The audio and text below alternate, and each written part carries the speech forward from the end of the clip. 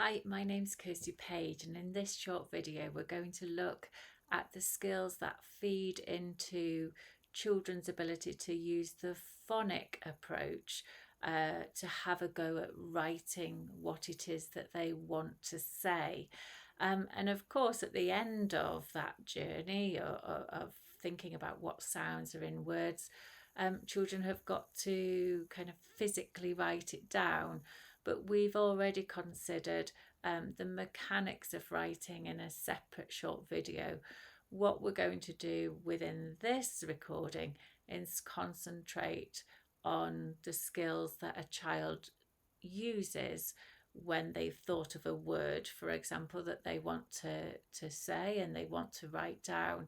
How do they turn that word into sounds and then into letters if they're using the phonic approach?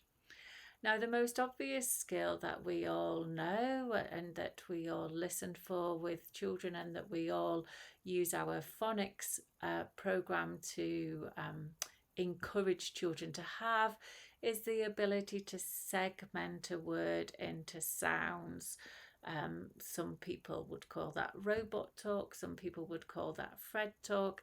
It doesn't matter what your phonics scheme calls it, the skill is the same, and it's that ability to know that pen is pen.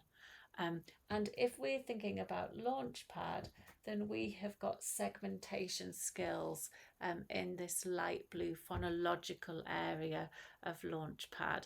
But Launchpad actually looks at segmentation in a slightly different way, not asking you to interfere or mess with your SSP, but it's encouraging us to facilitate a slightly deeper level of segmentation skill so that children don't just segment the word in a chant-like manner, that they're able to take a bit off and say what's left, which can sit alongside any SSP to get that depth of skill quite well.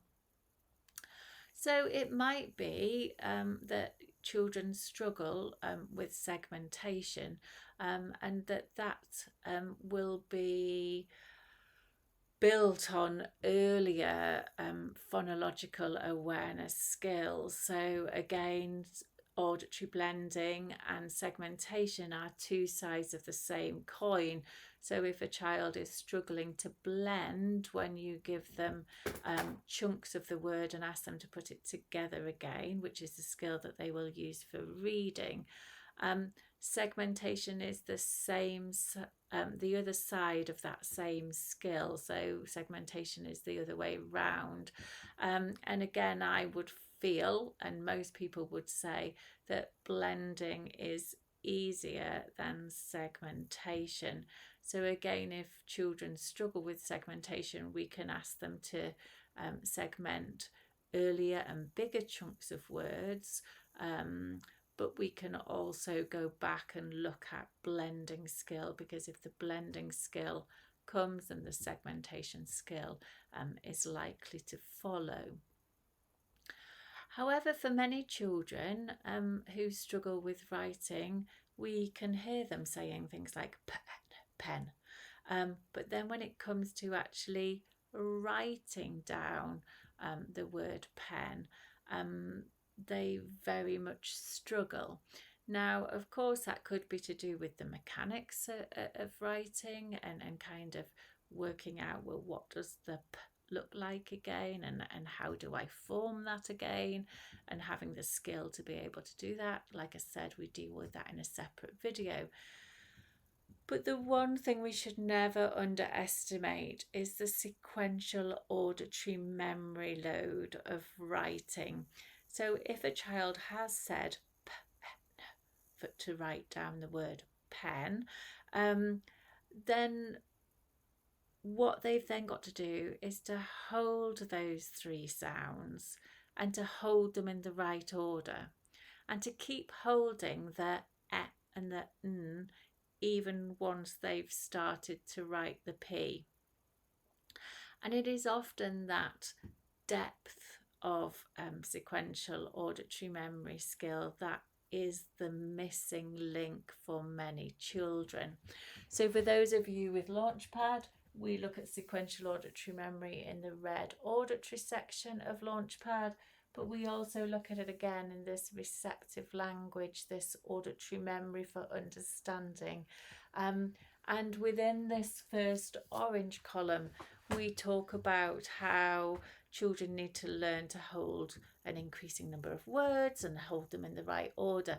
But we also talk about having that depth of skill where children can hold words for longer whilst they go to look for something somewhere else, or they can hold words for longer whilst they're busy doing a task, which might be threading, or it might be printing pictures with paint and pads, or whatever it may be, so that the children are busy and occupied with a task that they have to remember certain words for, but can they keep still holding that number of words, and can they keep holding them in the right order whilst a big chunk of their attention is taken up by the task itself.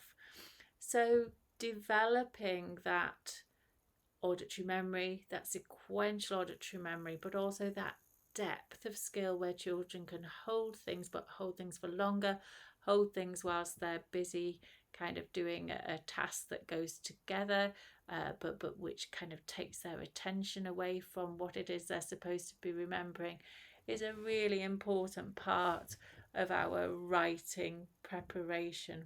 And certainly if I've got a child who finds writing tricky, even with that superficial segmentation ability, auditory memory and sequential auditory memory is going to be definitely one of the first places that I look for gaps.